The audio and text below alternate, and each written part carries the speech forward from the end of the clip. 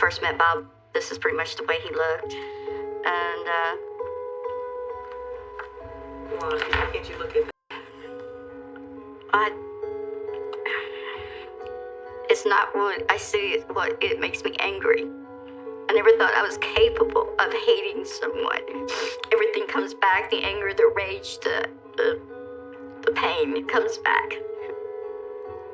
And I hate the fact that it's never going to go away. It's always going to be there. No matter how much I scream or how much I cry, it's never going to go away, or it's never going to be enough to go away. And I know it's useless to ask why. And I know I'm not going to get an answer. But it's a question I have to ask.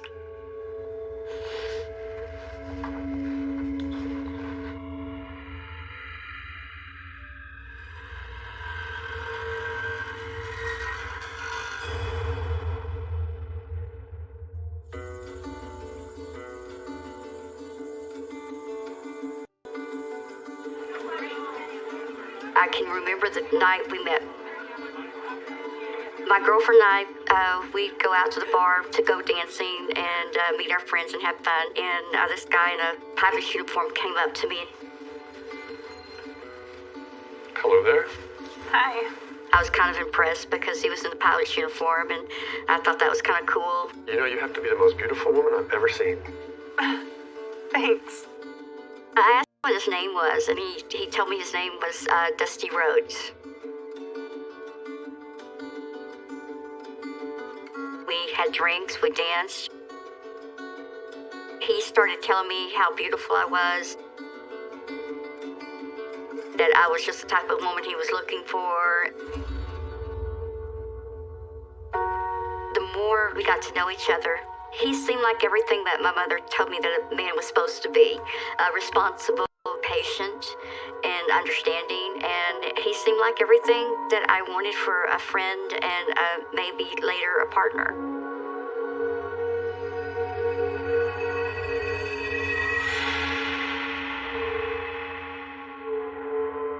He always introduced himself as Dusty Rhodes to anybody we met, my family, my friends, anybody. About 3 months into our relationship, Dusty asked me to come to his apartment. Be right back. Of course, I was doing my normal woman thing and snooping through everything. And that's when I found his driver's license. His name was not really Dusty Rhodes. It was Robert Ben Rhodes. I was kind of surprised. I didn't understand why he wasn't going by his real name. I told him that I'd found his driver's license. And he says, well, it adds an air of mystery. I'm going, wait a minute. When I first met you, you're wearing this pilot's uniform. Are you a pilot? And he says, no. I says, what exactly is it that you do for a living? He told me he was a truck driver. Sometimes on the weekend I pretend to be a pilot. And women like a man in a uniform. We did. I said, so why didn't you just tell me that? And he goes, I just wanted to see what your reaction was going to be. It was like a game. I was very intrigued by it, and I thought it was kind of coy, and I thought it was kind of interesting.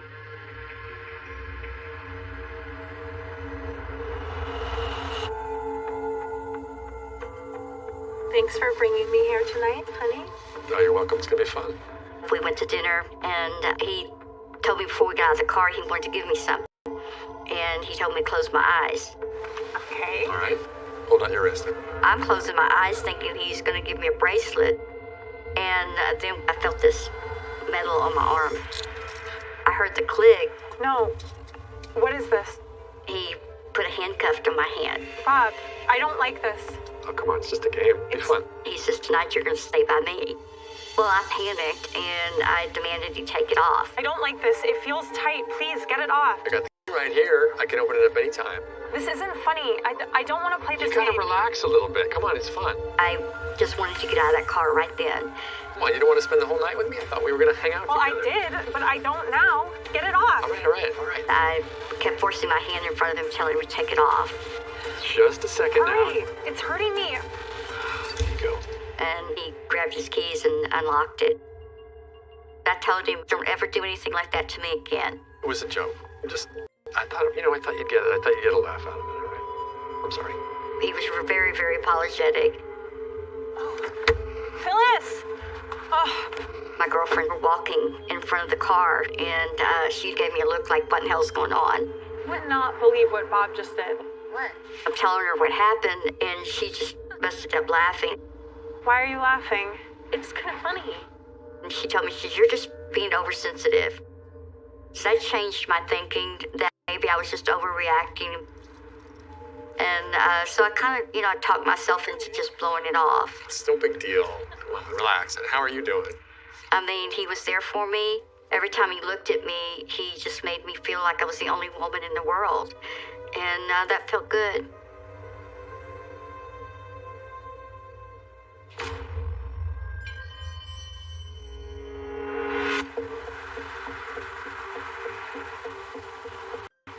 He told me one night he wanted to take me someplace special, and I'm a jeans and t-shirt girl, and I'm used to wearing my boots, and I'm getting ready to, like I normally do, to go out dancing. And he's like, oh, no, you're not going to wear that. He was very particular about what I wore, and I had to have on the halter top, and a real short skirt, and high heels. Hey, where to see it? When we got in there, they were seating us in specific places.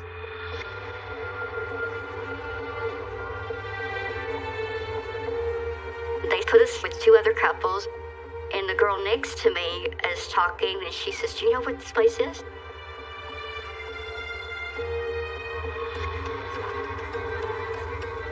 And then she says, this is a swingers club. It's where everyone switches partners.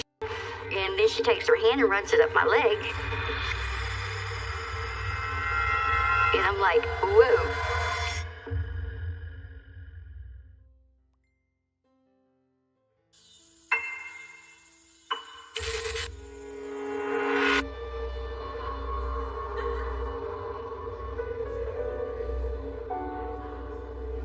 I was sitting next to a young lady. Hi. Hi. Never seen you here before. Well, this is my first time. And then she says, well, this is a swingers club. It's where everyone switches partners. And she starts running her hand up my leg, and she's going, I'm into girls. I'm sorry. No, thank you. And I kind of panicked, and I pushed away from her. I'm going, that's nice, but I'm not. I was really shocked that he would bring me to a place like this. Hey, where are you going? What's going on? I don't want to be here. I can't believe you would bring me somewhere like this. It's just a party. I said, what were you thinking? He says, I'm just trying to open your eyes. You just need to loosen up. This could be the next step in our relationship. A new experience. And I said, Bob, I love you. I don't have any desire to have sex with someone else. I don't want to be open. I told him if that's what he needed to find someone else. And he just said, okay, hon, that's fine. I won't do that to you anymore. Okay. You okay? Okay, let me kiss them. All right, let's go now. He promised me that from that point on that he would never take me to another swing club, and I believed him.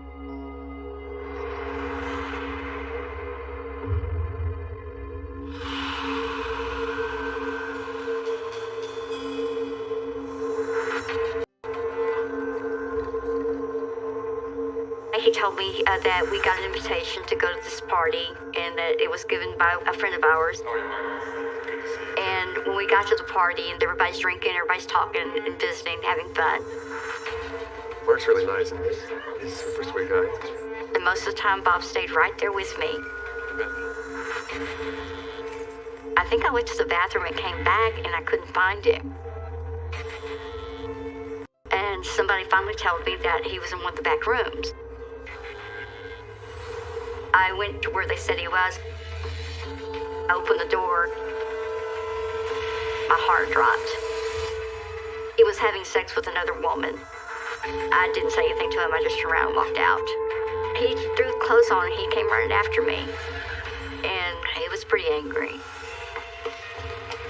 Deborah, I told you, I'm not into this kind of thing. you're just being such a baby about this thing. Why don't you just relax? Just yelling at me that he wished I'd grow up and he wished I'd stop being so childish and act like a woman. And it made me feel inadequate. It made me feel like I wasn't enough. That what was wrong with me? That I wasn't enough. That he needed this. Why would you expect me to do something like this? It's demeaning. How many times do I have to tell you that this isn't for me? You need to open up. You gotta understand me. This is something that I need. I just told him I just couldn't do this anymore, and I wasn't going to do it anymore. You might be better off with somebody else.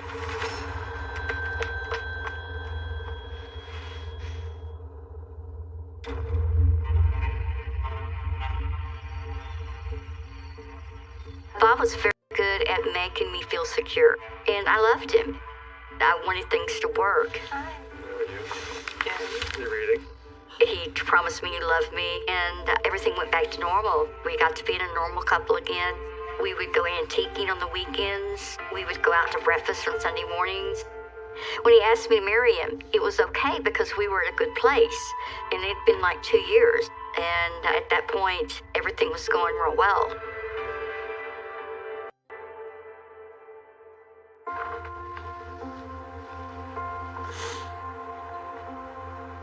This picture is from our wedding day. The wedding was very small. It was just immediate family. I was concerned about the swinging, but I felt like he loved me and that anything was possible at that time. This is my marriage certificate. I, Robert, take thee, Deborah, wedded wife, to have and to hold from this day forward, for better, for worse, for richer, for poorer, in sickness and in health, to love and to cherish, to death do us part. I believed in my vows, and I believed that he believed in them. It was all a lie.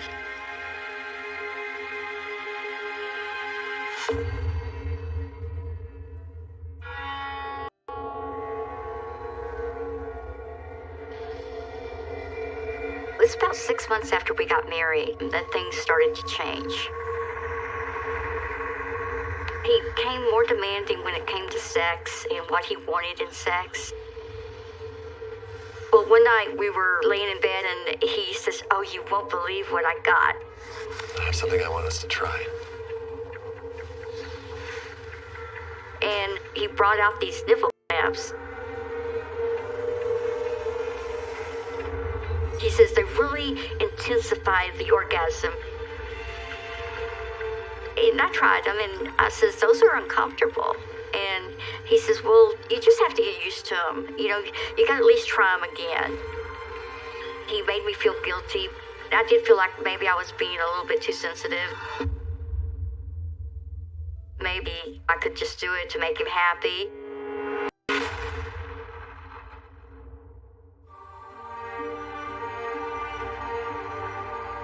This is a photo of a Halloween costume that he made himself.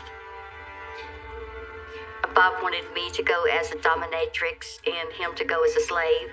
He would tell me that he liked the leather boots and he wanted to be subservient to me. He wanted me to be dominant towards him.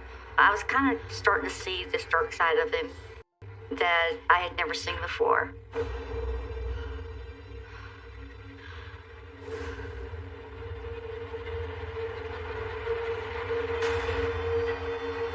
One night I went to bed, and Bob went to bed later than I did. I slept pretty sound that night. When I woke up, I realized my arms and my legs were tied up.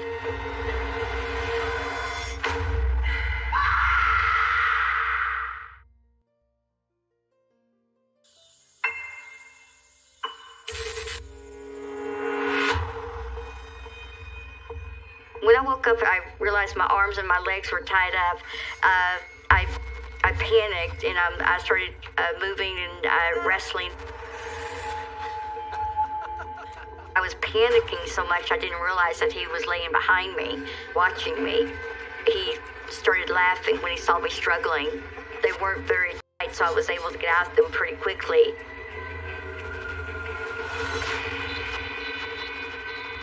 I was yelling at him, telling him, you know I don't like being tied up. Why would you do something with that? Especially when I'm asleep and I'm unable to defend myself. I said, that's just sick. What's wrong with you? Why would you tie me up like that? Where's your sense of humor? It's not funny. It's creepy. And he told me, he says, I just want to see what you do. I want to see how long it takes you to get out of it. And he tried to pass it off as a joke.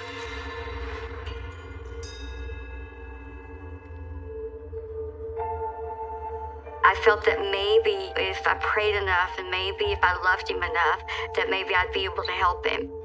I had this image in my mind that maybe one day he would wake up and he would see just how much I loved him, just how much he meant to me, and he would change.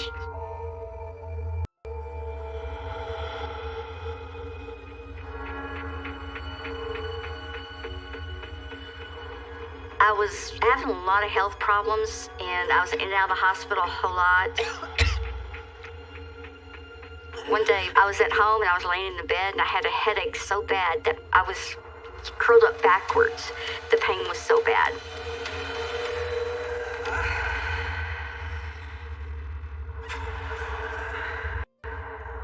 He came by, and he laid beside me, and he was watching me.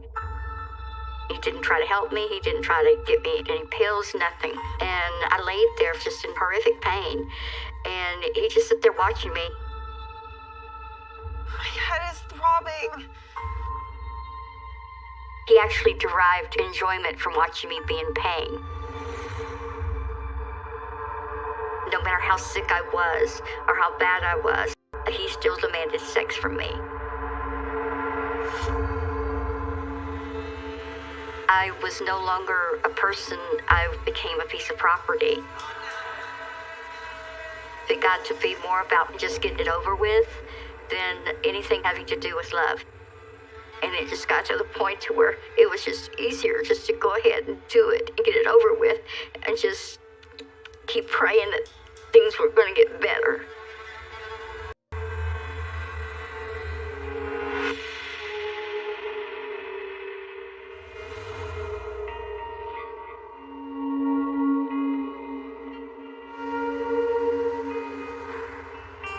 He'd be gone all during the week, and when he did come back a week or two later, it seemed like all the anger and all the stress and all the anxiousness in him was gone. Rob, this looks delicious. He wasn't as demanding with sex. I mean, he'd still come up and he'd put his arms around me and he'd kiss me. As far as I knew, all the fetishes were gone. He didn't talk to me about them anymore. It was a relief. I didn't have to deal with this anger and constantly pressuring me for sex.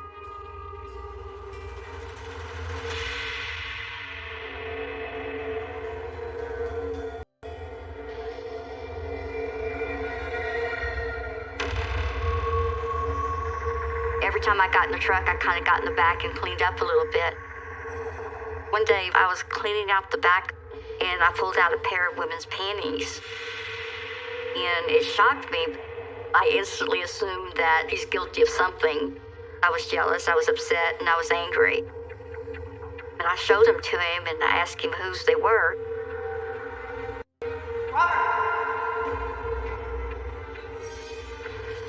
You know how many guys you just struck? Gotta be one of them. He blew it off and kept telling me that it was the other guy that drives the truck. I had to accept his answer because it was a legitimate explanation.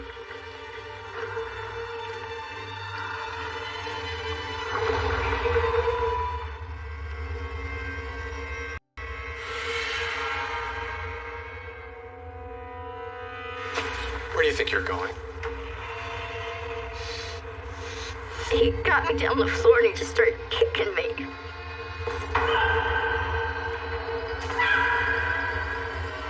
And I curled up in a ball and I just prayed prayed to God that it would just stop.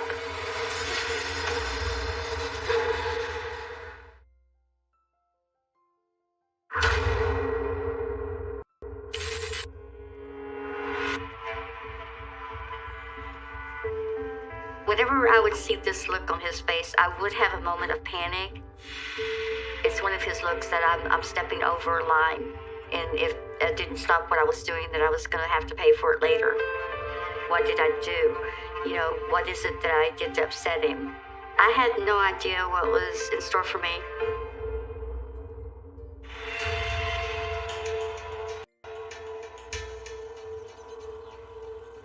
One day I was cleaning out Bob's car, and I noticed that there was a briefcase underneath the seat. I thought it was strange because it was locked, and he never brought it into the house. What does a truck driver have the need for a briefcase? Bob, hon, where do you want this briefcase? And I asked Bob about it, and he explained to me that he needed it for his logbooks and his truck POs or whatever they need for the loads and stuff. And, you know, I'm not a trucker, so I didn't know what he needed. And I never really saw him open it, so I don't know what was in it.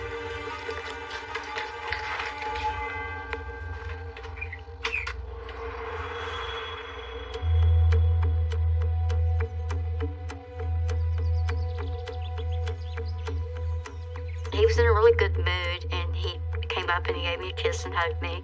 Then he sat next to me, and he said, I've got a surprise for you. Yeah? Let's see. He gave me a ring. It had no box. It had no price on it. It looked like it had been used. And I asked him where he found it, and he said, well, I found it at a truck stop. There was something about the ring that just didn't sit well with me. I just didn't feel comfortable wearing it.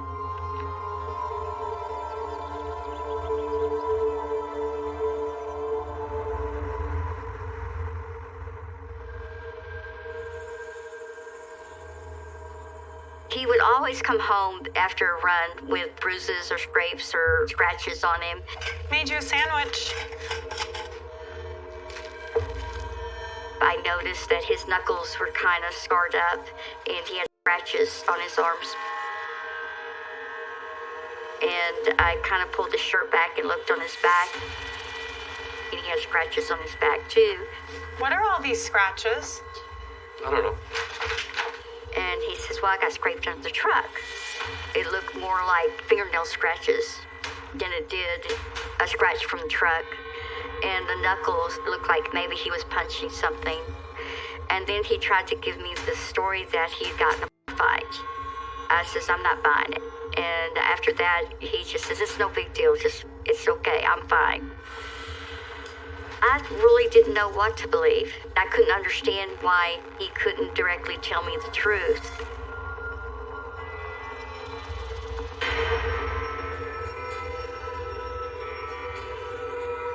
He came home from work. He was in one of his moods. I mean, you could feel the anger just radiate off his body. Take your clothes off. He wanted to have sex, and I told him no. He just got mad at me, and he just grabbed me, and he hit me, and I was fighting him, and I told him no. And he wouldn't stop. And finally I just gave up. I just let him do whatever he wanted, so he just get over with it. When he got finished, he just rolled over and went to sleep. And I just laid there crying, and I just couldn't believe that just happened to me.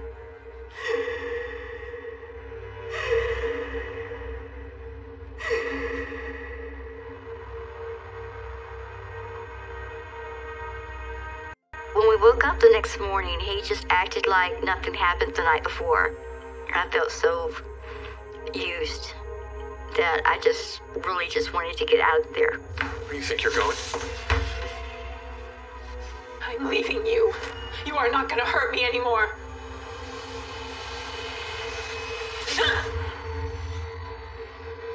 I had told him, if you ever touch me, if you ever hurt me, that's it. We were in the hallway and he was so angry at me and he just started beating on me. He got me down on the floor and he just started kicking me. And I curled up in a ball and I just prayed to God that it would just stop.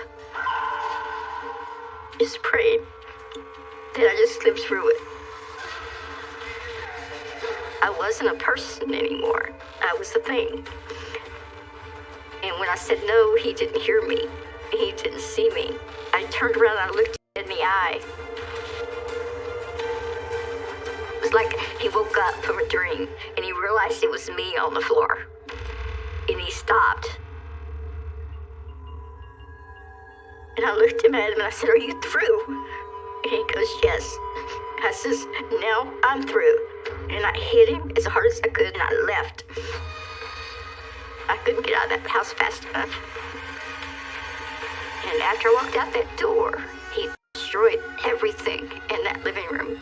I could hear the glass breaking as I was walking out the door. So I finally understood that I couldn't help him. And I had to help myself.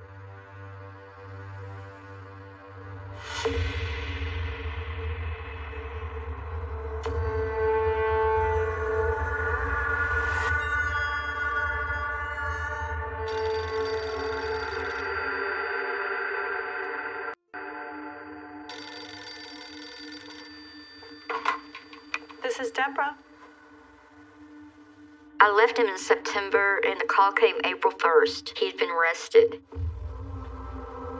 Robert. And I asked the sheriff's officer what he'd been arrested for. And they told me kidnapping and rape.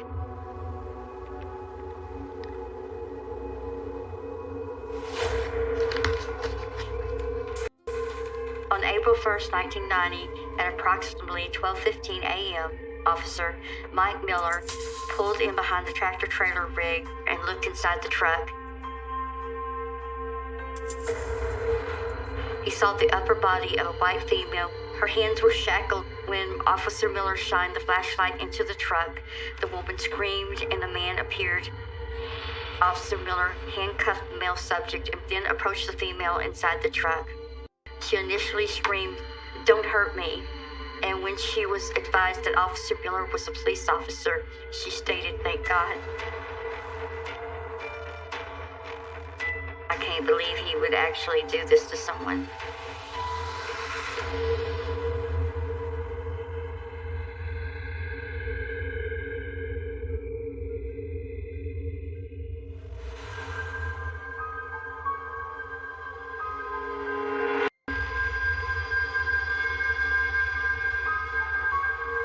Deborah, thank you for coming in. Please, have a seat. It took a while before the FBI realized what he was doing. Do you know any of these people? When I finally realized the extent of what he had done, I was horrified.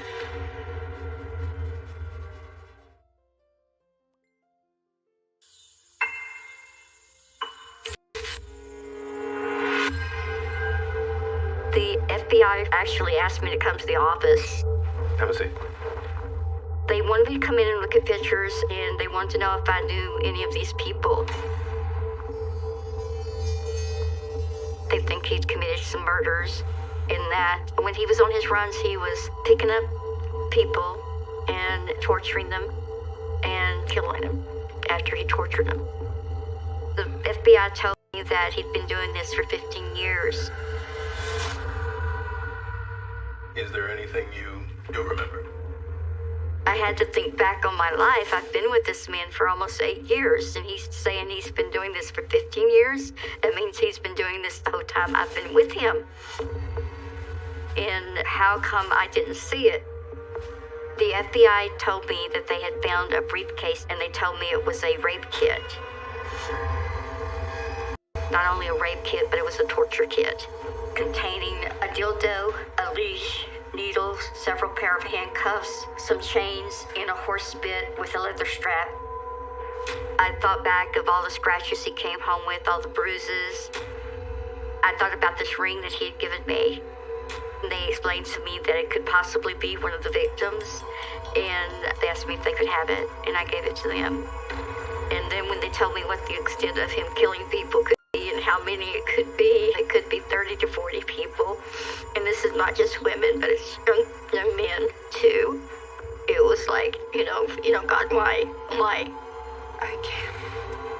Your testimony could help us put him away for good.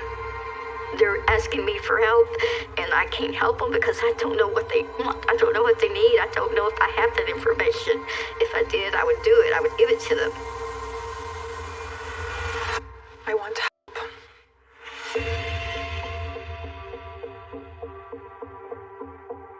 The FBI wanted me to find out how many people he may have killed.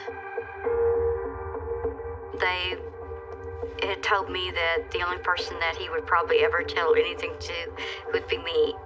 And they asked if I was willing to maybe write some letters to him to see if maybe he would tell me something. This is one of the letters I wrote to Bob. Dear Bob, we belong together. I'm lost without you, and I would do anything in the world for you because I need you, as you are the only man for me. It was difficult. I had to say things that I didn't mean. I had to make him think that I was still in love with him. I had to make him think that he was still able to manipulate me. But it was the only way that I thought that I could get into his head and he would maybe tell me something. We wrote back and forth for almost 2 years, and he would make excuses and he would never give me a direct answer.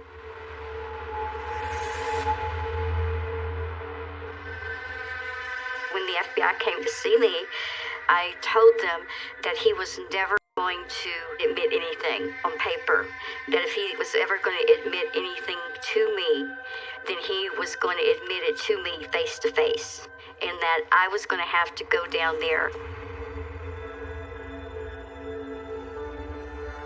I went up there to see him, and they didn't warn me that he'd be able to touch me. He walked up to me and he was hugging me. And I wanted to turn and run. But then the anger took over. And once the anger took over, I was able to sit down with him and talk to him.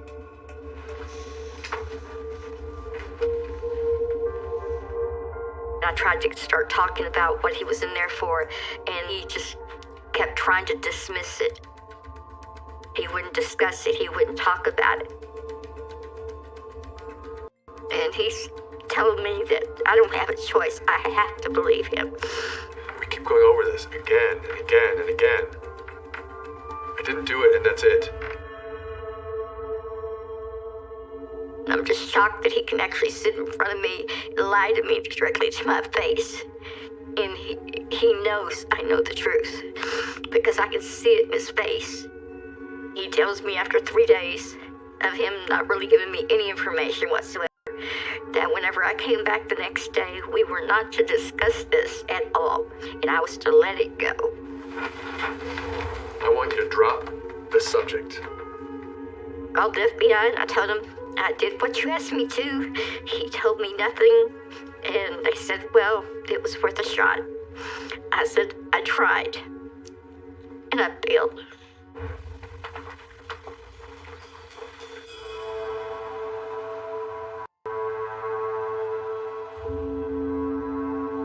I changed jobs, I moved to another town, I eventually remarried, and I did all that just to get away from him. I started volunteering. I was working with domestic violence victims and rape victims, and they kept reassuring me that nothing was my fault, but, I don't believe it. The guilt was overwhelming. Because I thought maybe I could have done something. If I just would have done what he wanted me to do, maybe this wouldn't have happened. Maybe it would have saved one life. Maybe.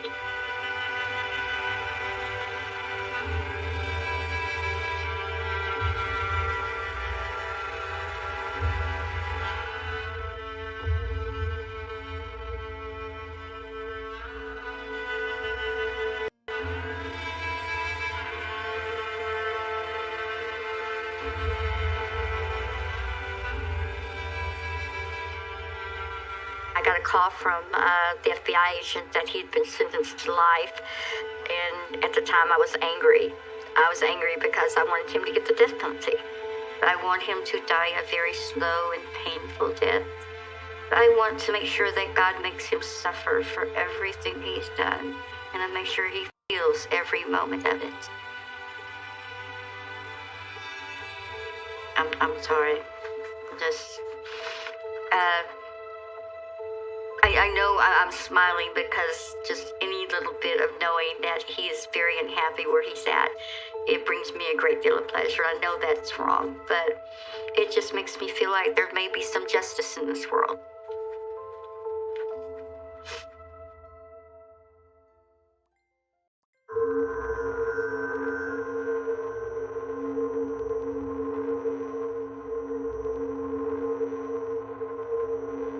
It's hard to talk about them right now with the cameras around.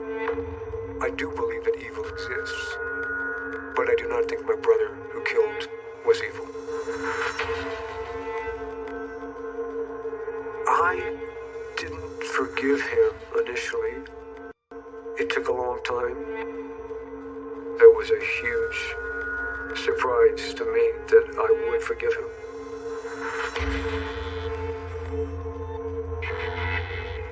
I don't know. I don't remember being angry. I don't remember saying anything. I don't think that ever happened. But, you know, if I was going to do murder, I'm sure I would have tried to get away with it. It's still so hard to understand why he did what he did. A lot of people who are familiar with the trouble that Troy got into time after time asked all of us in the family, how did you not know what was going on? It would be great if we could recognize killers or vicious thoughts in people's faces and their eyes. But it's not like he became this movie killer with psycho eyes or anything. We didn't know, and even these doctors thought that he was faking it. Why would we think different?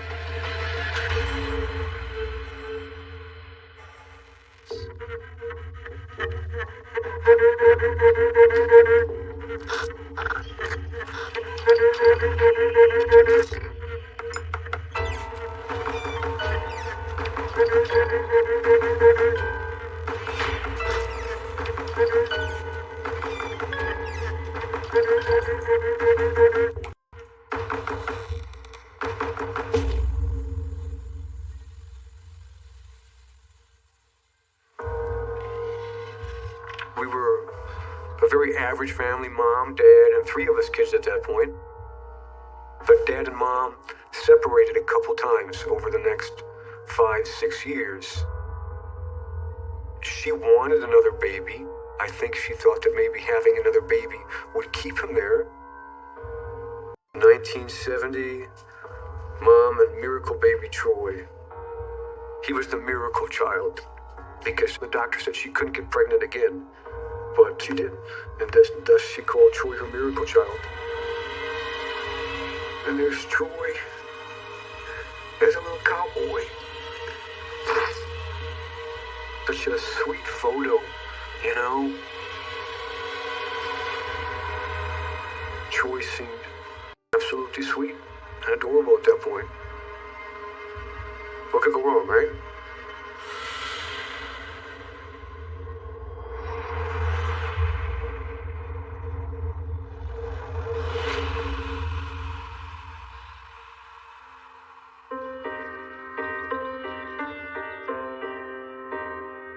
Troy was considered very hyper as a child. I would spend all day doing creative projects. I would build these cities of Lincoln log houses, my Matchbox cars, Legos. And Troy would come through and he would wreck my cities.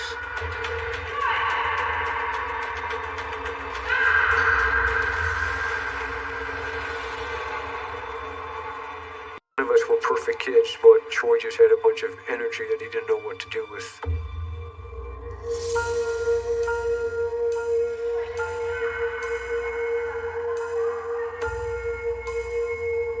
him to a doctor because she was worried that he was hyper and seemed to have elaborated temper tantrums. And the doctor just said that Troy was a little hyper, but there was nothing wrong there, that he probably just needed more attention. And that made sense to us, you know?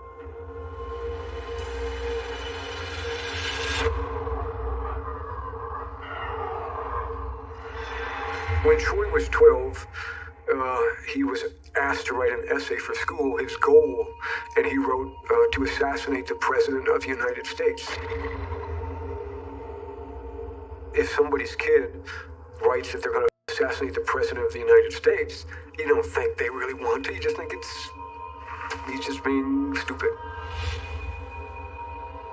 Never did I think that he really wanted to do that. And I think my parents also dismissed that as just a cry for attention. But my mother found at some point a diary that Troy had.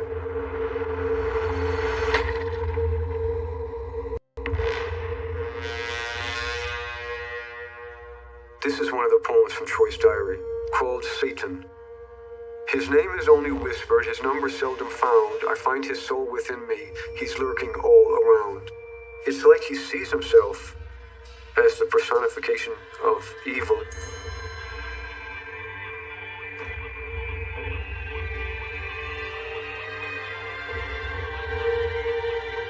Here's Troy, about 11 years old, and he looks so normal there, you wouldn't think that he meant it, which is why we didn't think that he meant it.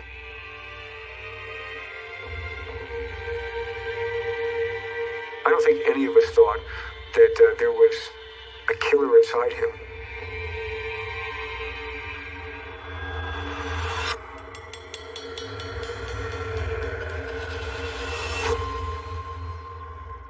You know, school can be rough for a lot of kids, and so many of us feel like loners. I was a loner. And so when I found out that Troy was a loner in school, I thought, well, it's just a shy thing. It's no big deal. I didn't realize that he was sitting in the back of a classroom tearing wings off insects. And studying people around him to find out who was going to be impressed at that or who was going to be weirded out by that.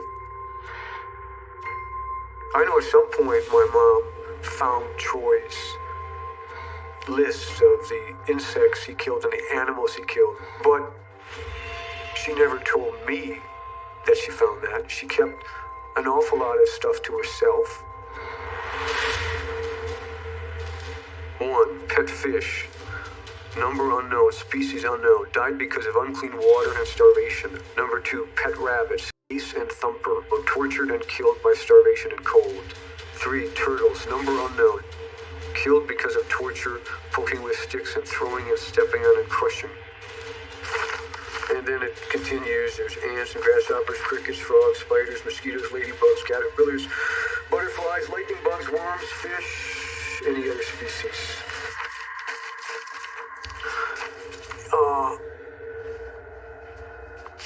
What did he get out of it? Did he feel powerful? That's my guess. My guess is that this made him feel powerful and he needed to feel powerful. But he was so quiet about it. We didn't really know what was going on at that time.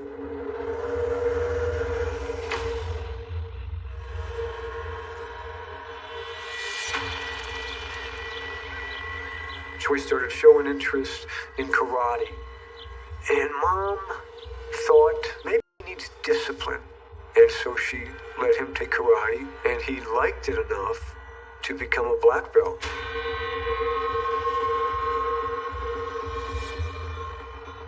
Troy just kicked him down on the floor, punched his face, and beat the hell out of him.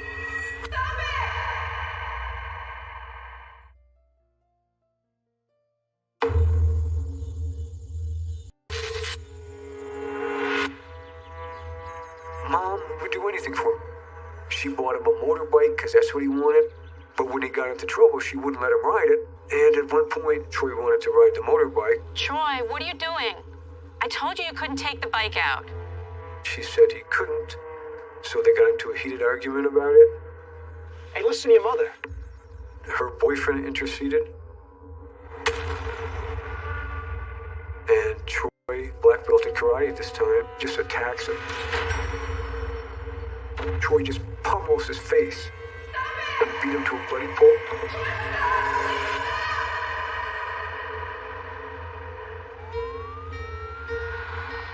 And my mom wanted to teach him a lesson, so she called the cops, and Troy was charged with battery.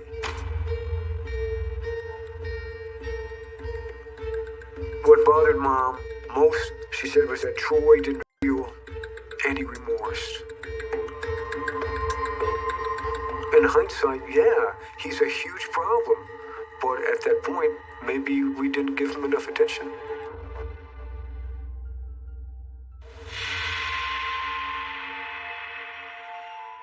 I was going through my own stuff, at 18 coming out, from the time I was 19 to 21, saving money because my goal was to go to Hollywood and be a movie star. And I saved $5,000 in tips, and I followed my dream. I started to audition, and I got a commercial for Duncan Hines and Dr. Pepper. Hollywood was going great, I was getting callbacks and stuff. Mom didn't want to worry me, so on our phone calls, she didn't tell me the extent of Troy's problems. He's getting suspended for school. He's participating in gang fights and racial fights, but Mom didn't tell me.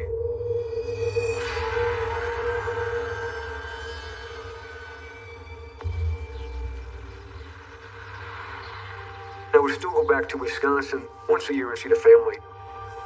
And I was back there for Troy's 16th birthday. Where's Troy? He's in his room. But he was not part of his birthday. He was in his room, and he wouldn't come out. And it surprised me that he wasn't participating in his birthday, that he was so withdrawn, and that Mom wasn't making him come out. Happy birthday, man. And people were talking about that he's had difficulties, and so I got him in his bedroom and I hugged him. I know things are hard right now, but it's gonna get better. And so I held on to him, and, he didn't really hold back. And he didn't really respond, and I just felt it's probably best to leave him alone.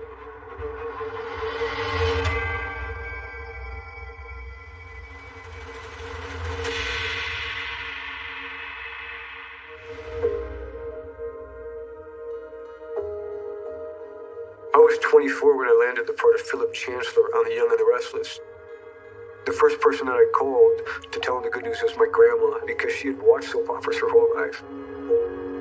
And Mom was always supportive. Told me that I could do anything.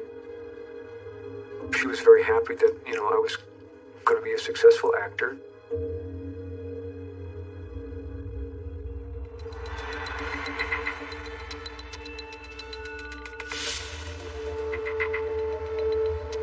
I was told I was getting the second most amount of fan mail on the show. I would go to the office and they would hand me these huge envelopes, and I would go home and I would read all of the fan letters and I would write back. And then, I get this in the mail from my brother. I guess this is how he had planned to kill me. He's gonna hang me up on my hands, electrocute me with a car battery. He was gonna burn me with cigarette burns and pound nails into my knees. I didn't think anything of it. I thought another cry for attention. I had too much stuff going on to really give it any thought. But as time went on, we learned that there was much more to it.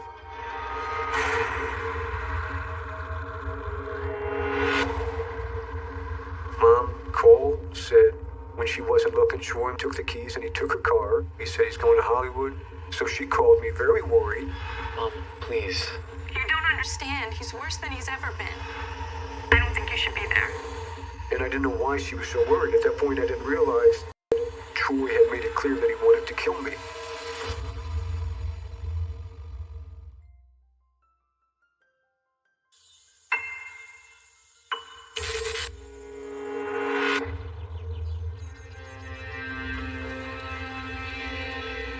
Troy is 16 and asks Mom if he can take her car. And she says, "Where are you going?"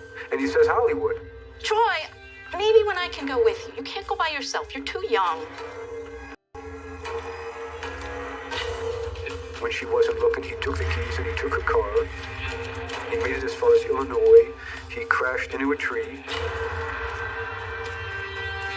The cops intervened at that point because my mom had reported it stolen because she was frantic to get him back, and he was sentenced to 9 months at a juvenile detention center.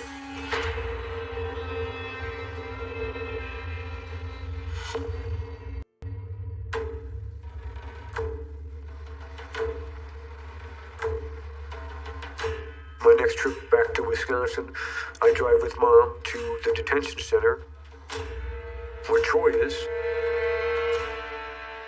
And he just looked different. We're sitting across from each other. How you doing, man? And it's like he's a stranger to me. It's like I don't know who he is, who's in that body anymore. You alright? And I just wanted to help him get past whatever was there, you know? So I tried to help him by saying, you know, stuff may be tough right now, but it's gonna get better.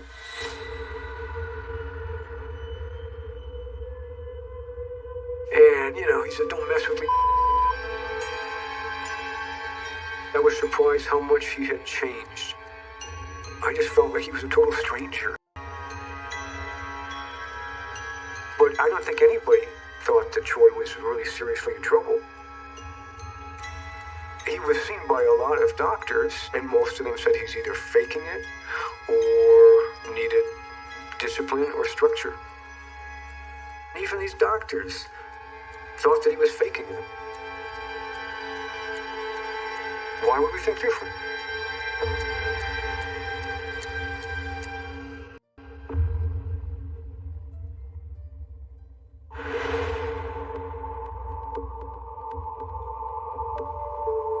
I was doing so well, and I figured I can help out Troy. I can get him to Los Angeles. So I interceded, and I said, "They're coming with me to Hollywood. Pack your bags." Mom didn't like the idea of me taking Troy because she knew he had threatened me before, but I really insisted. Alright, welcome to your new home. I didn't take Troy's threats seriously, and I thought she was foolish to take his threats seriously too. Kitchen's down the hall to the right. Help yourself to anything in the fridge. So I flew him out, and I gave him my spare bedroom, and I was going to hook him up with a good life.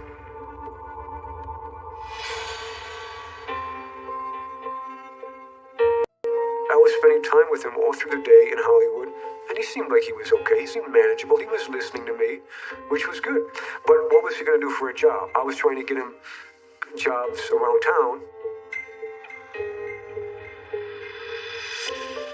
I talked to CBS, and I was able to get him a job as a security guard at CBS Studios. This was good. There's Troy in the CBS security outfit. I wanted to show Mom that I was straightening out Troy. So I took this picture and I sent it to Mom so that she'd be proud of him and see that things were going good. But the day comes where he's supposed to go in to work, and he wouldn't go. Hey. Did you have work today? I don't think I'm gonna go. It's not for me. It's not for... Are you serious? You wouldn't leave. Do you know how many strings I had to pull to get you this job in the first place? I told him, "Troy, you're supposed to be there. You gotta go." And he just wouldn't go. You just stay here rent-free, you eat all the food in my fridge, and you have no respect. If I don't want to go, I'm not going. Put these on and go. Now. And it pissed me off that I had to way out of my way. But he never showed up.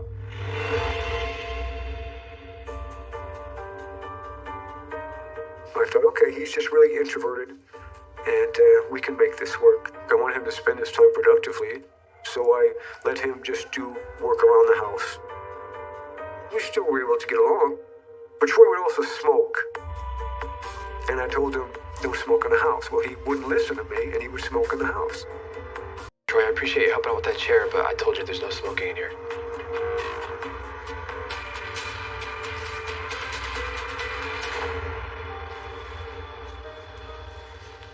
Nice, Troy. Thank you. Sure. But I didn't kick him out. I was hoping that he'd maybe learn how good he had it with me and start to respect me.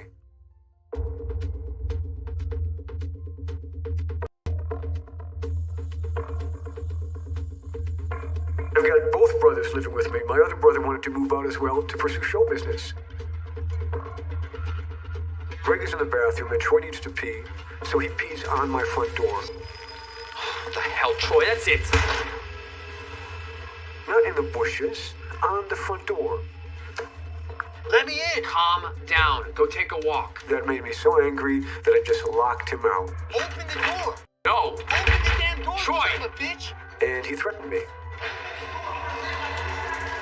He took his taekwondo moves and said, I can rip out your heart in 6 seconds and show it to you before you die.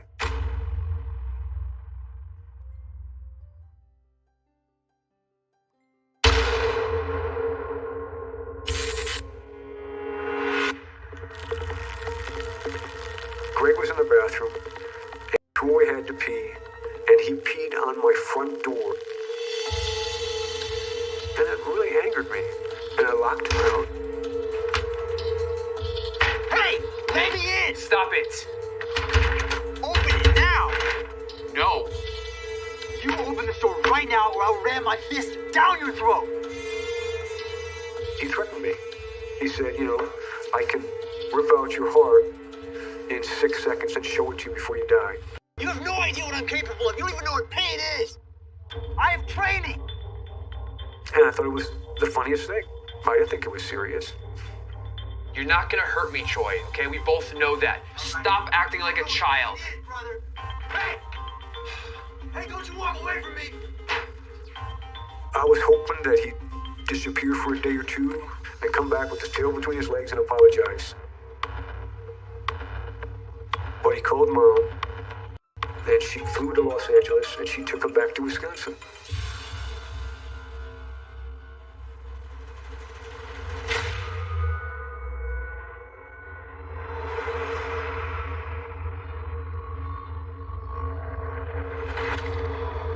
He had been acting incredibly erratic around Mom.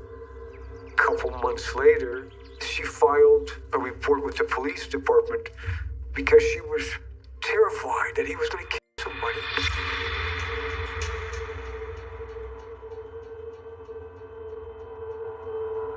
Okay, this is dated September 23rd, and Mom was looking for help, so she filed a police report. I was getting ready for work and standing in front of the dresser in my bedroom.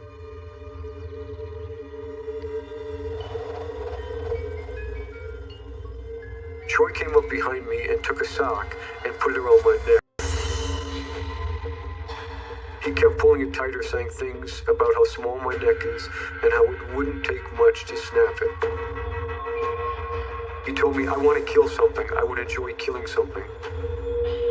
I looked into the mirror and could see a terrible look in his eyes, and I was very frightened. But I couldn't let Troy know how scared I was. Dozens of times he has said to me, "Don't get me mad, Mom. You know what I can do." This lasted at least a minute. He said something about cutting instruments. He packed a suitcase very quickly, and he left the house in my car. And I knew I had to get help. I ran to phone the police, but the cord was cut. I ran to the front door, but couldn't get it open. The doors to the house had been tied shut. I finally got out of the back door and went to the neighbors to call the police. About 6 hours later, Troy was found, and when I got my car back, I found a number of items Troy had taken with him. 1 nutcracker, 2 metal skewers, screwdriver, pair of scissors, 2 small hand saws, and a dissecting kit.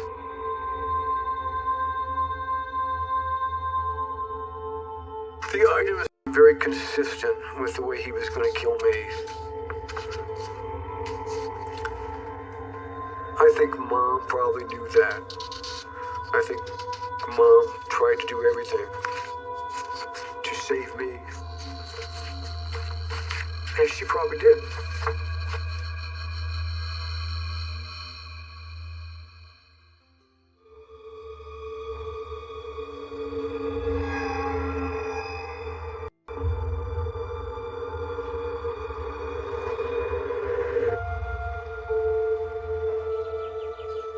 Everything's going great.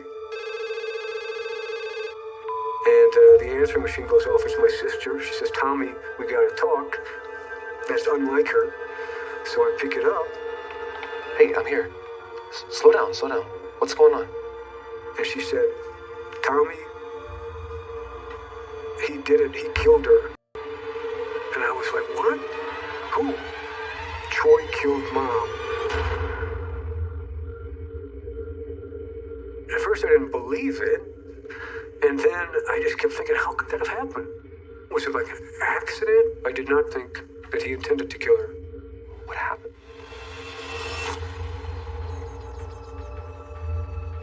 On July 14th, 1989, a cousin picked up Troy at his halfway house because Troy wanted to see Mom. And Mom wanted to see Troy.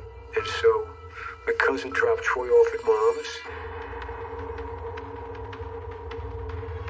And the next day, my cousin and my grandfather found my mom in the kitchen.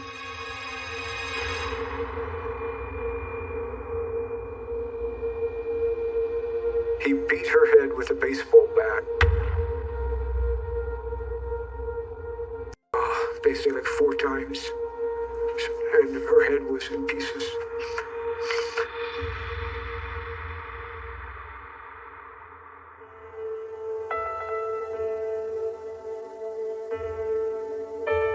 This is the ideal photo of a mother and a child. It's painful to look at this. She was very loved.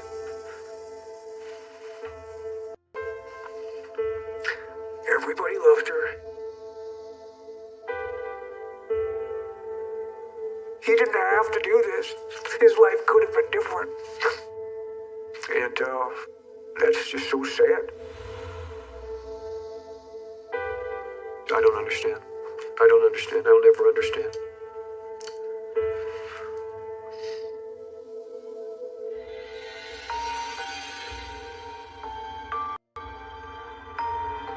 After he killed her, Troy called 911 and said, "I'm Tom Beards, the soap opera star. I just killed my mother and raped my little brother Troy." And my sister and her husband said, "The cops think he's on his way to you now. So you better go somewhere and be safe." Panic set in because all of a sudden I realized if Troy could do that, he could kill me. Maybe he did want to kill me. Maybe these diagrams and everything was serious. He's missing. Where is he going to? Is he coming out to kill me? So all of a sudden I had to take those threats serious, and I was afraid at that point. I was definitely afraid. I couldn't sleep. Any moment he could pop through a window, he could pop through a door with a gun. I was trying to find a weapon. What would I do if Troy broke through that door right now? What would I grab to fight him away? I went to my neighbors and I knocked on their doors and I said, "My brother just killed my mom. My brother said he was going to kill me. Please keep a lookout.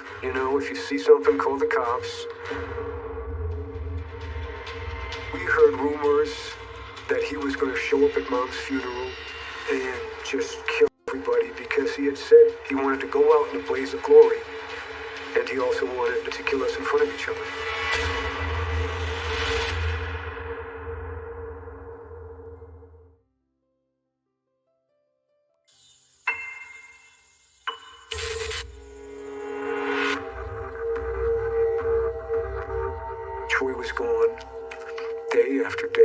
day after day after day, all of us were still on edge, wondering where he was, what he was going to do next. We heard rumors that he was going to show up at Mom's funeral and just kill everybody, so we didn't know what to expect.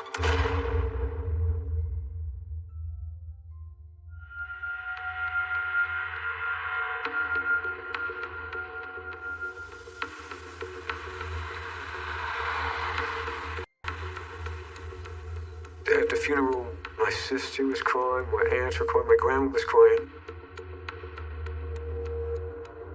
A big man came up to me and introduced himself, and he was a bodyguard. He was armed and he was next to the family. There was a whole line of police officers at the back, ready for Troy in case Troy showed up. We were terrified.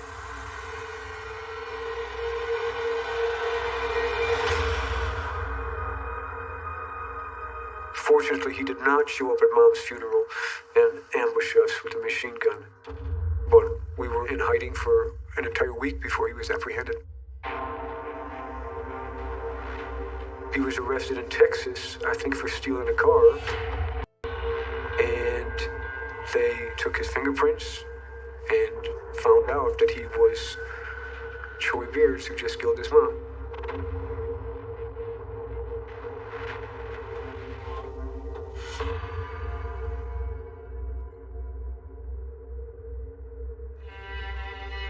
The judge said, if you kill your mother like that, it would be just as easy for you to kill a sister or a brother or a stranger. So you are getting life in prison, which really means he gets 50 years without the possibility of parole. He'll be 69 before he can possibly be considered for parole. I don't know if Troy will live that long. I don't know. I didn't care whatever happened to him. I didn't care at all. None of us cared.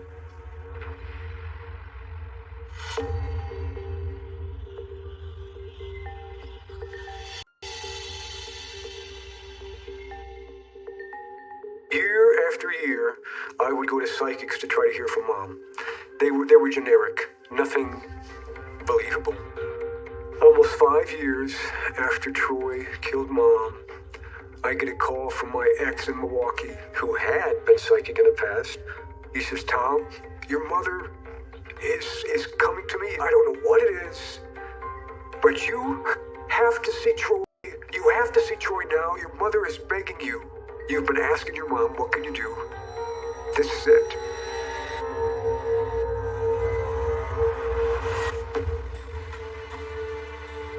And I made my way to the prison in Wisconsin.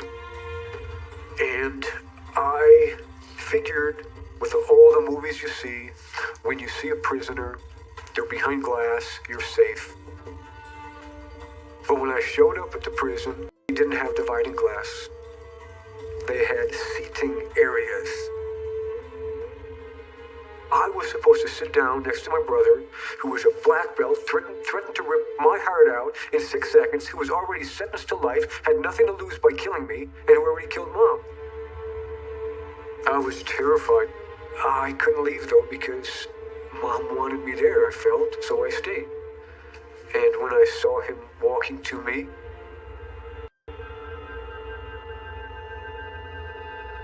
I didn't see any aggression.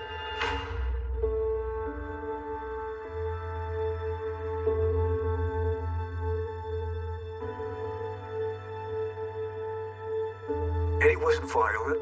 He was his little brother. And I felt an obligation to be there for him as a brother. And then as time went on, I wanted to be with him as a brother. And then I began to like him again. I started to hope that he would be remorseful, hope that he would say, you know, what a mess I made of my life. It took a long time to get him to admit that he killed Mom. He said, oh, that's a dream I keep having. I don't know. I don't remember having that, and I don't think that ever happened. If I was gonna do murder, I'm sure I would have tried to get away with it, you know. And after I did, I just pled guilty and everything. Well, no, excuse me, but after you did, Well, you called the FBI and said I did it. I never did that. And I don't know how there can be a voice print of that, you know. You called 911. I would have loved for him to say, Tommy, I'm so sorry. But eventually, he admitted to killing Mom. She used to call me a bad kid all the time, you know. And then one day she didn't, and she's dead, you know. I mean, I don't know what to think about it. I just didn't want to hear that. Then when I saw that he was pitiful, my heart went out to him. I'm gonna have to be forgiven. Just forgiven, and everybody would forget, and, you know, whenever that comes to me. It took a long time to get Troy to this place where he was taking some accountability for his actions. So slowly, we rebuilt ourselves and helped each other. I didn't forgive him initially. It took a long time, but I began to appreciate him for who he is. I know that this is my little brother, and there was a while when I forgot that. And I'm very glad that we have this relationship again. And he knows how important he is to me. You know. It's so weird because 5 years before this, when he killed Mom, I thought of him as dead and wanted nothing to do with him. So that was a huge surprise to me that I would forgive him.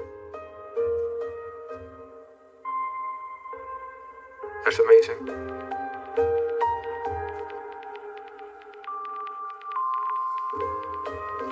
Good boy, what are you doing, huh?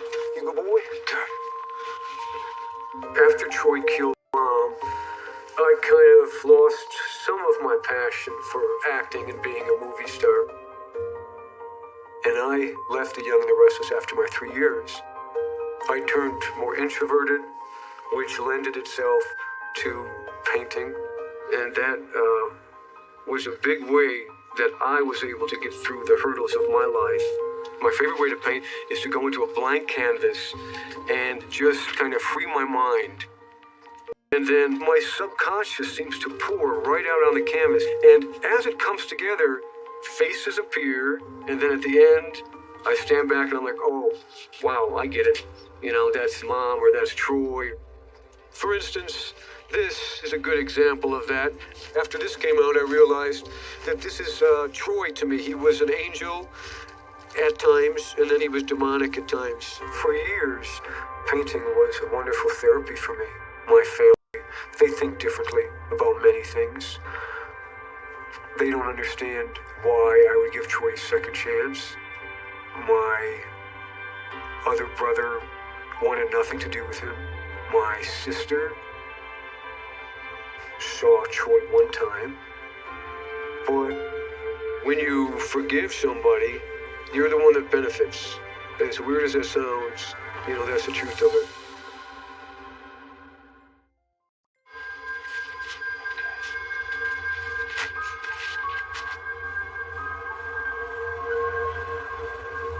Are you nervous right now? Yeah, I'm a nervous type person also. So let's just go. Let's do it.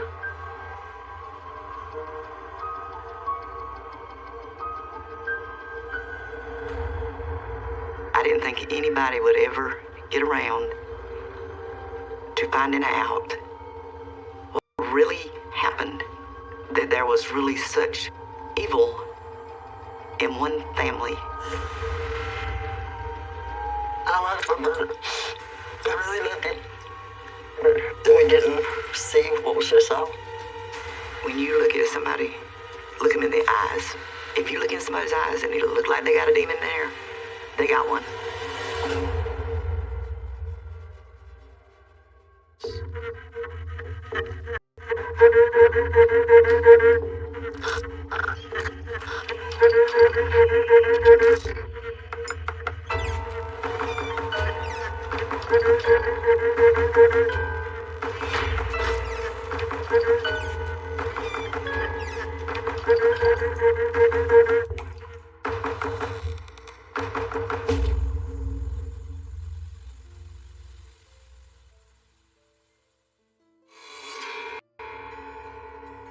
Why were you concerned to do this?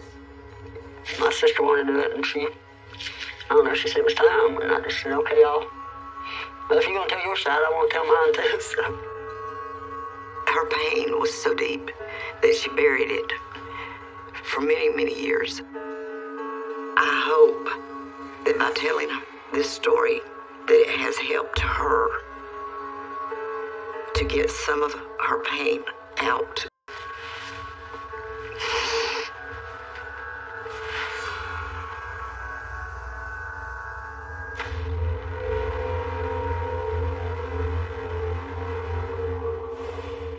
Somebody we ought to have seen the red flag, you know. We should have seen that something wasn't quite right here. You know, we knew it wasn't quite right, but we didn't deal with it the way we should have.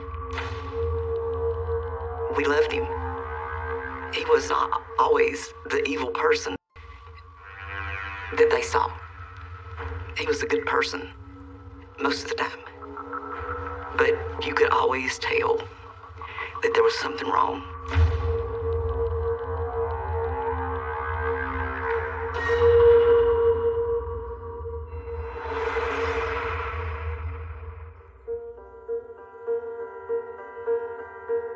That's the little boy in Johnny. That's the little boy I miss. This is also him with the cowlick. Never could tame that cowlick.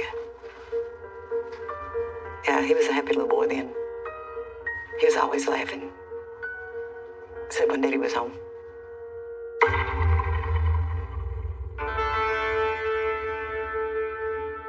That was evil. Very evil. You've been drinking again, haven't you? Don't worry about I it. can tell. You've Don't been worry drinking about again. One day he came home and he knew Mama had some money, which she had for the winter. And he come home drunk and she wouldn't give him the money. It's my money. Damn it. I decide what goes on in this house. They're with the money. my It's kids, my and I money. gotta take care of them. They're my kids too. And he pulled a shotgun on her and he told her he's gonna blow her brains out. Put that look on the You kid's said you want to see mad. You want to see mad? I'm sorry. I'll give you whatever you want. You're going to give me the money. And I grabbed Johnny because I was afraid that he was gonna shoot Mama in the head. Put the gun down. But I didn't know what was gonna happen. I will never forget that, and I never forgave my daddy for that. I did not want my brother to grow up like my father. Just give me what I want.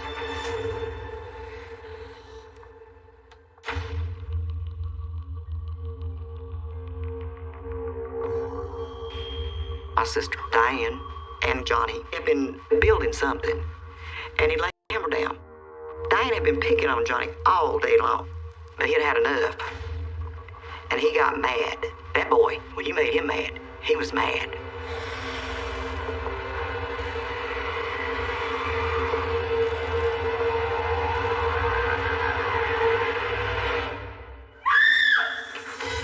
He took that hammer and bang, tapped her in the head with it. Diane went down. That was my first memory of anything. He could have killed her.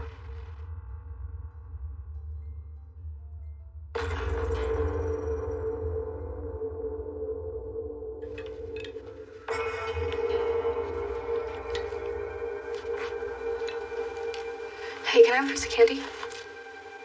Yeah, some candy. I wanted one. Please? And I asked him, he said, no, we can have it. No, he said, you're not getting any. And I just kept bugging him about it. And they finally gave it to me.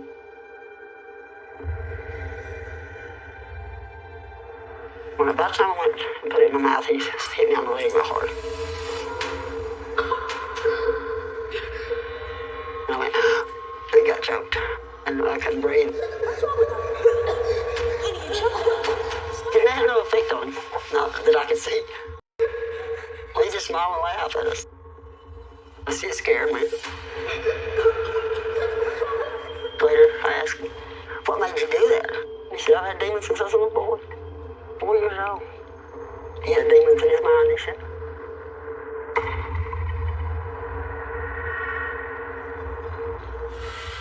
Why would you do that? It did no good to spank him, because he got to where he enjoyed being spanked. I've never seen anybody like to get whipped. But he did. Johnny did not feel pain. And he would tell you, I do not feel pain. And Johnny thought that everybody felt that way. And that, to me, that's just not normal. And then, you know, it just escalated.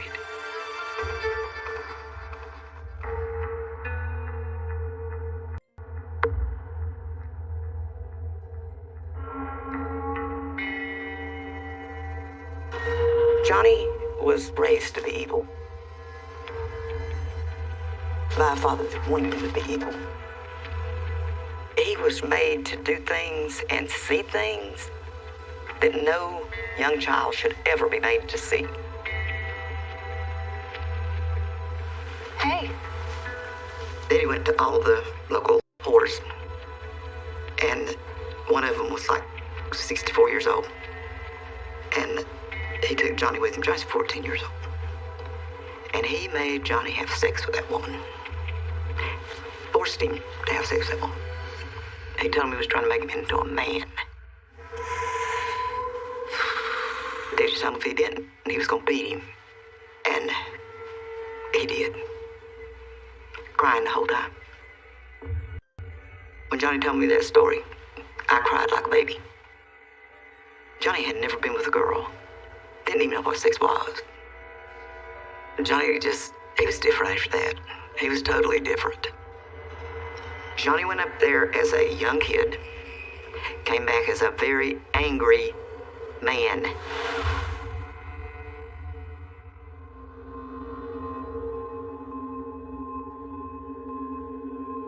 Yeah, it is hard to look at this picture. I've not seen this picture in a long time. He's not happy here. That's when he started really having troubles.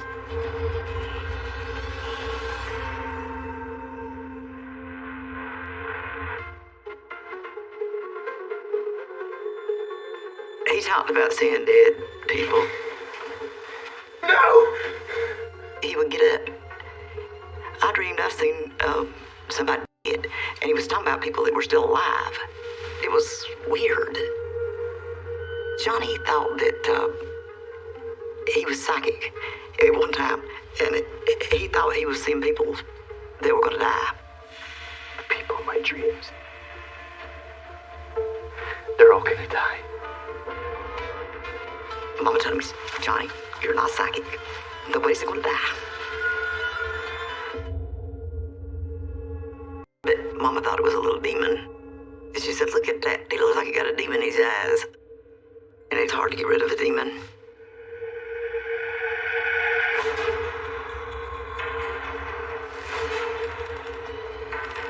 In my heart, I knew that something was fixing to be terribly wrong.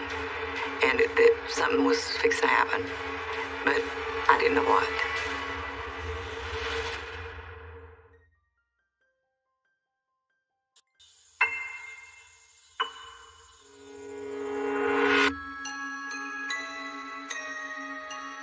I could not protect him from the person he became.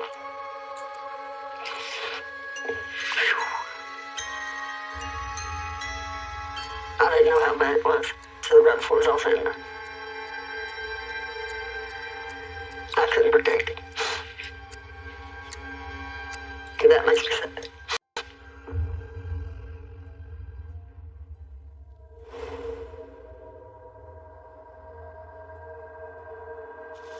What? Are you sure? Mama was on the phone with my sister Wanda this year. Had called. I didn't know what to do. Well, how do they know it was even him?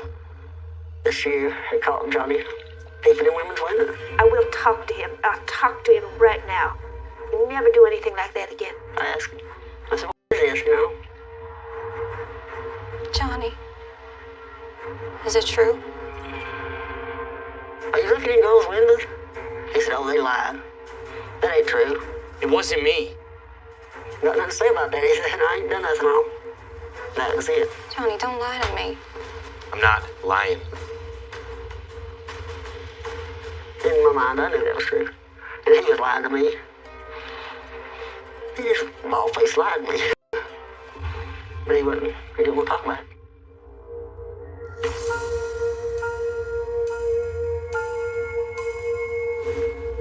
We was living in Texas. The police came by. They told Mama that they had caught Johnny peeping in the window, and he was peeping in at his little girlfriend's house.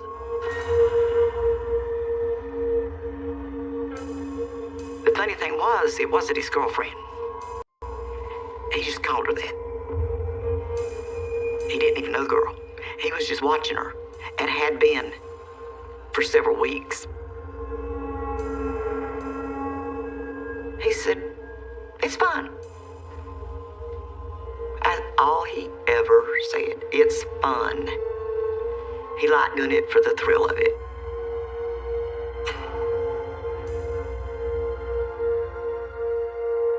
That wasn't the first time. That's the time he got caught. And it wasn't talked about in my house, what he had done. And they kept it hush hush. It should have been dealt with differently. But who's to say? I don't know if that would have changed anything or not. He wanted to get in these girls' heads. He wanted to do things to them. But he didn't know quite how to do it. But he was trying to learn. And he couldn't stop.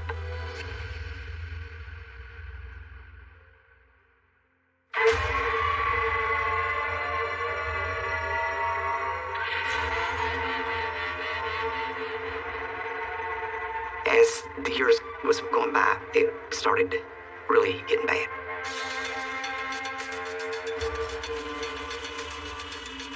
He was going inside people's houses. He went in their room and stood over their bed for 45 minutes while they slept and just watched them. Just stood there and watched them sleep. What pleasure does that give you? Why would you want to stand over somebody's bed and look at them? But to him, it was a thrill. It's like he wanted to play games with other people's lives.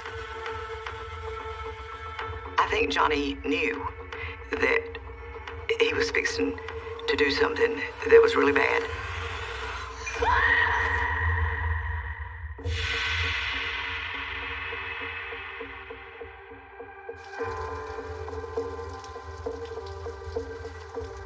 We was all at Betty's when the police came. There was a bang at the door, and I jumped up, and I answered the door, and there's cops, and they were looking for Johnny. Eddie, is your brother Johnny home? And I want to know why, and they wouldn't tell me. Just get your brother for us. Tyrell went to the bedroom and got Johnny, and they immediately arrested him and took him. You know, I was in a panic. It was pure panic.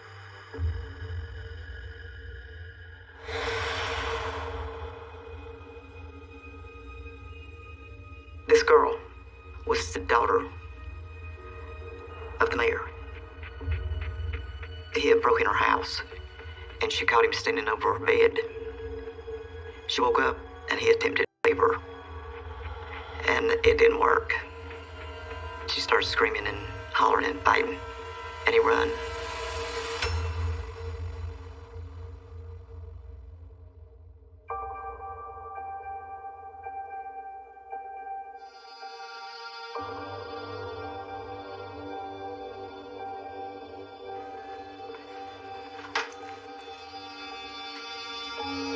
I could never bring myself to ask him. I don't know why. I just couldn't.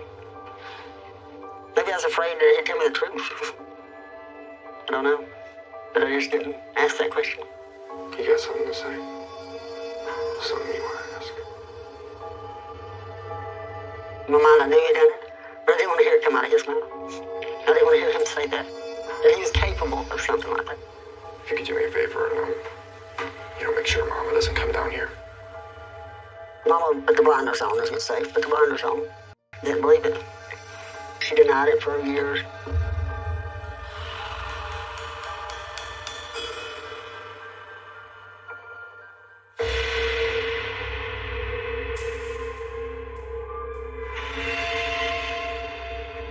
When he come home that year, he wasn't my brother.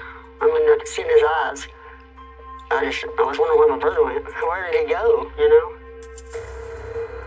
And it was that look, that evil look, the one that he'd get when he was really, really mad.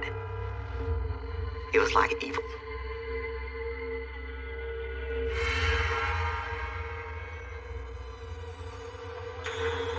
We were in a bar, and I was sitting at a table with one of my girlfriends, and this guy had said something to Johnny. Johnny got very mad, and this guy had turned his back, and Johnny pulled out a knife and put it to that guy's throat. I thought he was going to kill him. Johnny, stop it!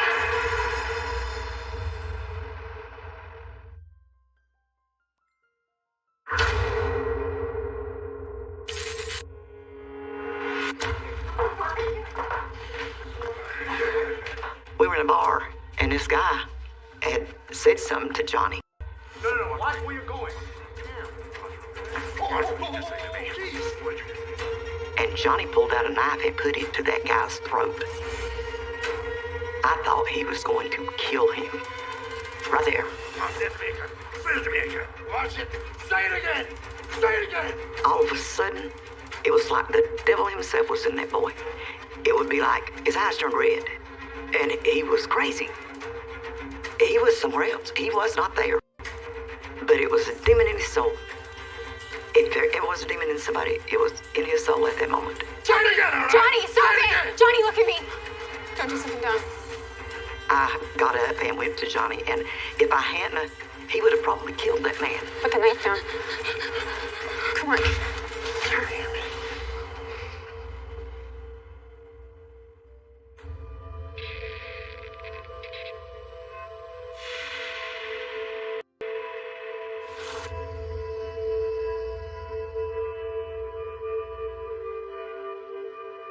Johnny told me that he'd choked his girlfriend. They said he choked her. So he had his hands around her neck and would kill her for no reason, except that she was there. And he said he just let go.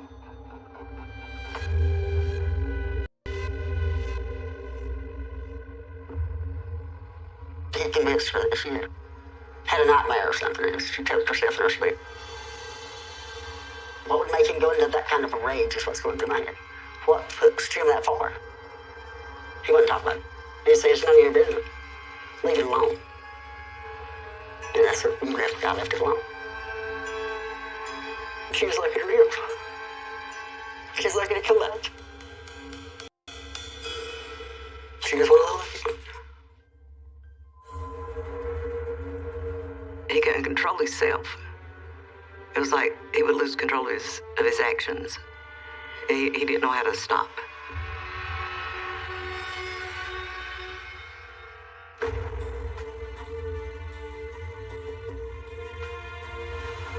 I let him come and live with me. And I got him a job, and even the people we worked with liked him. He was real respectful. Yes, ma'am, no, ma'am. He knew how to put the charm on. And if Johnny wanted you to like him, he could make you like him. Everything looked like it was going to be okay. And then it wasn't.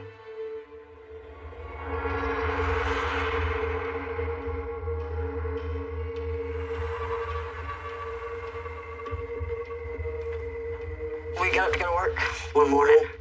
Just a regular morning. Somebody said, did you see that flyer out there on the window? Your neighbor's missing. I said, what? She said, yeah, Patricia Stewart.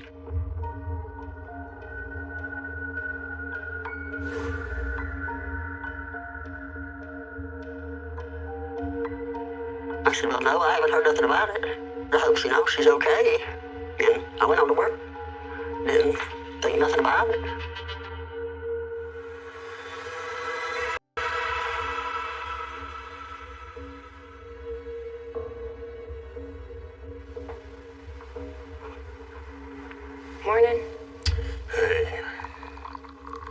go to work. And I said, what happened to your pants, Johnny? What's that on your pants? I noticed a little spot on one side of the knee. He said, I was working on my old car and got some transmission fluid on it. Kind of made me a little weird, you know, what happened there? What's going on? I knew something deep down in my heart that something wasn't right. I can't honestly say that it didn't go through my mind. I'd be lying, I'm not gonna lie. I thought, oh God, Johnny, what have you done? And I asked him, Johnny, what's going on? Oh, nothing. Nothing's going on. Everything's good. I said, everything's not good. My neighbor's missing. He won't say nothing. Won't say nothing. Hope she's all right.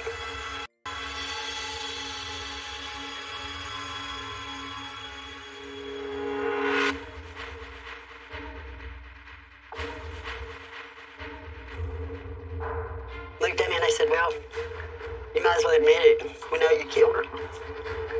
Your brother told us that you done it.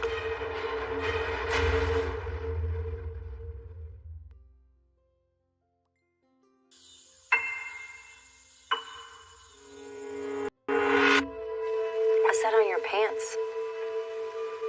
I was working on the car. I'm getting scared. I'm kind of getting scared here, you know? I've seen the pants. The girl's gone. Nobody can find her. I thought, oh God, Johnny, what have you done? What do you think he might have been doing? I think he had killed her.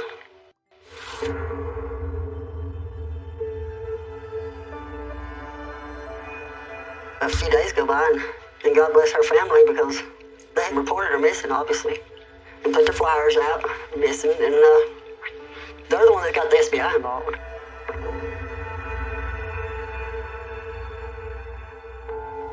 We opened the door, and the SBI agent and a local county cop was there, and asked us to come over to the police station to answer a few questions about the disappearance of Patricia.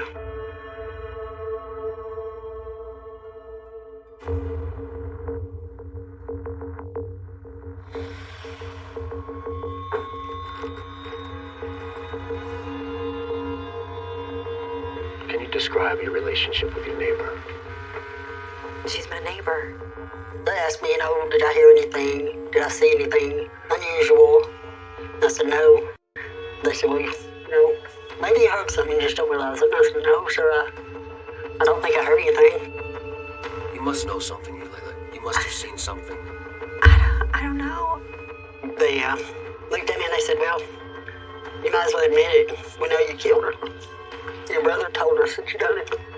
You're looking at going away for a long time. No. I said, what did you just say to me? He said, we know you killed her. Why don't you just tell us what dumpster you threw her?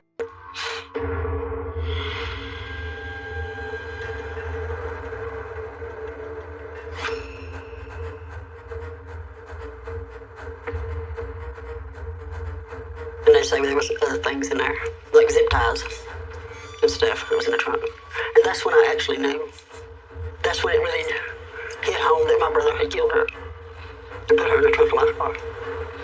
There was evidence, it was there. It was her blood. They had done tested it. It was her.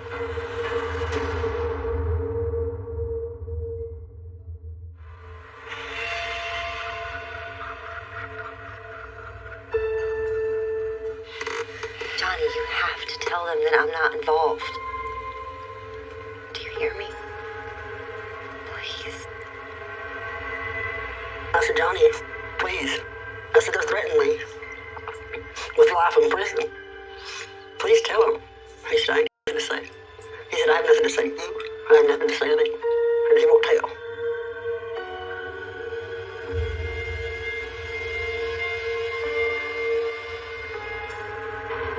Mama, he couldn't lie to Mama.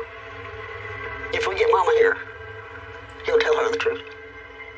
Because he can never lie to her.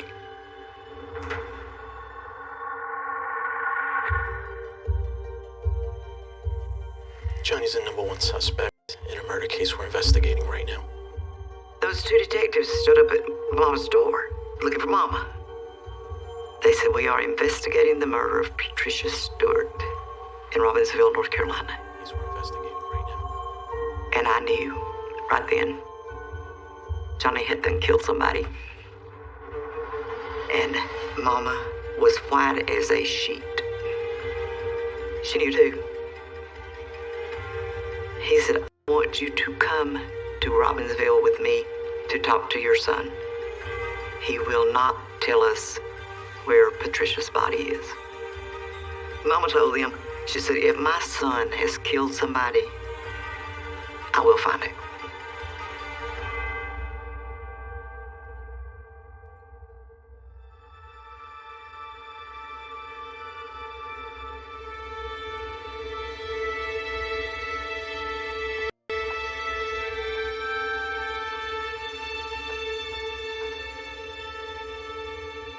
Mama goes in. Big tears just come to his eyes. She said, "Hi, baby."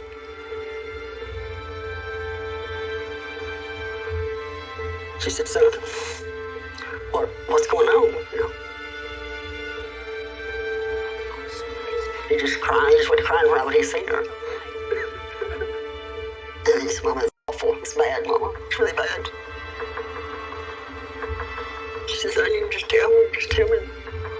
There for a long time, he wouldn't say nothing. He said, he just sit there and said, "Mom, it's bad." Whatever it is, it's all right.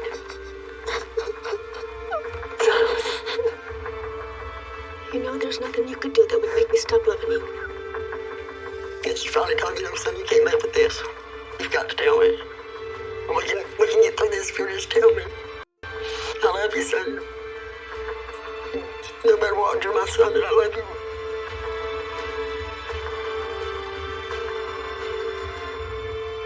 And he told him.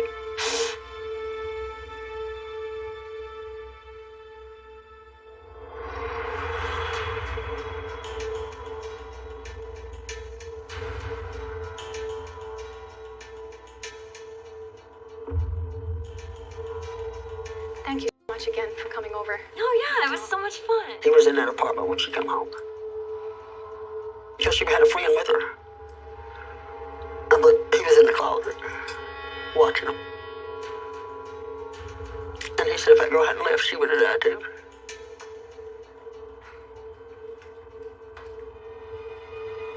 He said that he come out of the closet on her. He hit her in the head with a knife. He said it wasn't enough to kill her, but she was unconscious. He hit her with such force he cracked her skull. He strangled her after that when he seen that she was still alive. Choked her until she didn't live anymore. He said he panicked, but I don't believe he did. He meant to kill her.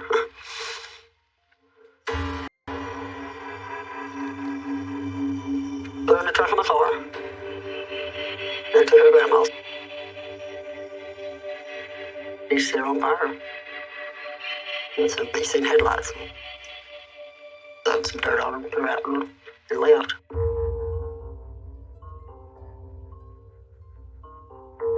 But what he put her family through, what he put her through, she had to be so terrified.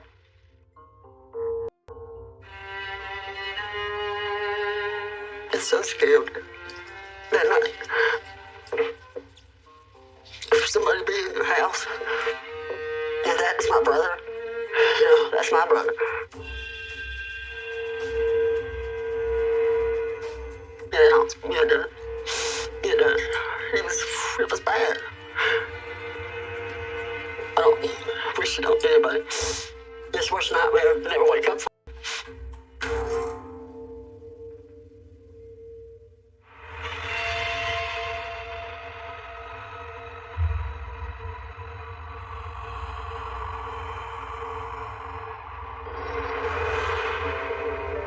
I think there's a lot more. Johnny would just go out there and just turn all that evil loose on unsuspected, innocent people. And heaven help those people.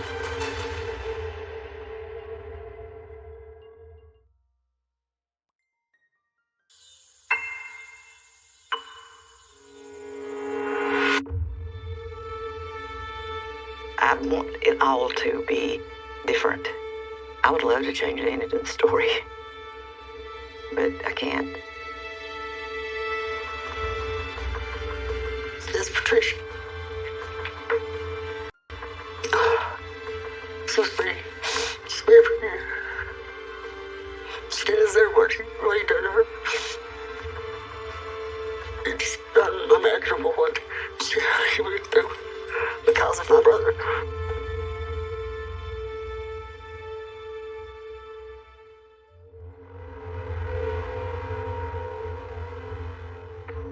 I didn't do anything, but I was blamed for it.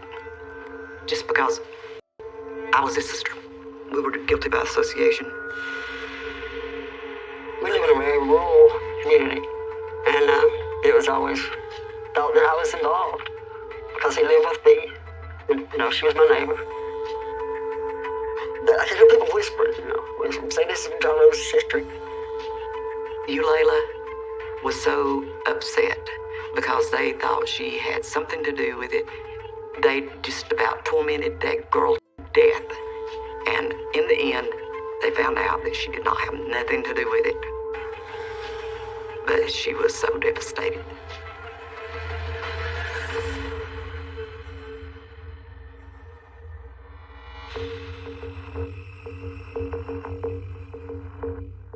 Okay, if this happened, how many more happened? Because of all the other times that I wondered over the years about what he'd been doing. I think there was more. I think Patricia was Johnny's last victim. I think there are more across the country when he was driving a truck. I believe he did. He said he killed 204 people. 204 people he killed. That's what he said. There was one story he told Mama. He talked about picking a girl up, and it was in Arizona, in a truck stop. And he carried this girl for 3 days through the desert. And he dropped her off in the middle of the desert. And this girl was dead. And he may have just been running his mouth. But the way he said those things, the way he talked, it make your skin crawl.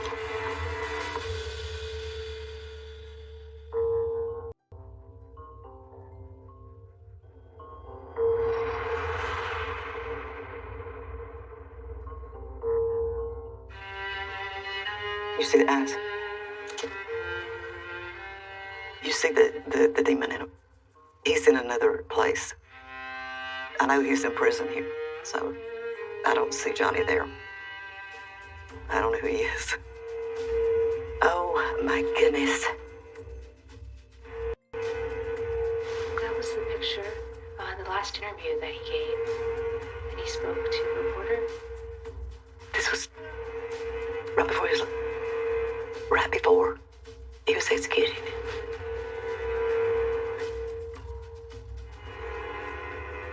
I'm just gonna give you this bag. I don't even want to look at that. That is awful. That gives me chills all the way up and down my body.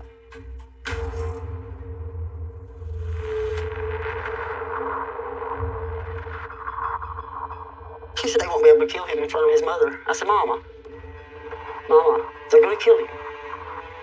They're going to kill him in front of you, Mama. Couldn't wrap her mind around him, killing him in front of her. We were downstairs, waiting, as her mom told us to wait. We prayed for Johnny's soul, because we weren't sure where Johnny was going. Oh, I knew the minute he died.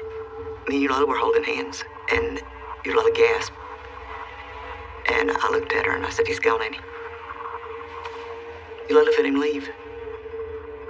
Mama's coming down the stairs, and I'm looking at her, and she just smiles at me. She smiles and says it's over. I knew right then my mama would be okay.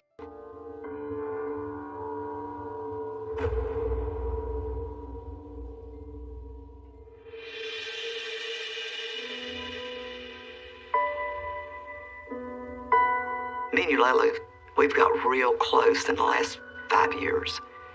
There ain't nobody left but me and her. She's my rock right now. I love her. I do.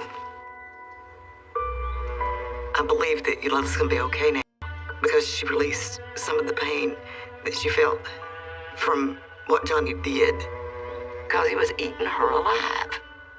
And now it's not anymore. And she feels so much lighter. She feels so much better, and I'm so proud. I loved my brother. I really loved him. I miss him. Because I always will. He was my best friend. He told me that you never know anybody completely. You don't know what's going on in somebody else's mind. What could we have done to protect that girl? Because she was so innocent. And then, look for the signs, if there's any signs. Maybe you can prevent somebody else from going through the horror that she went through.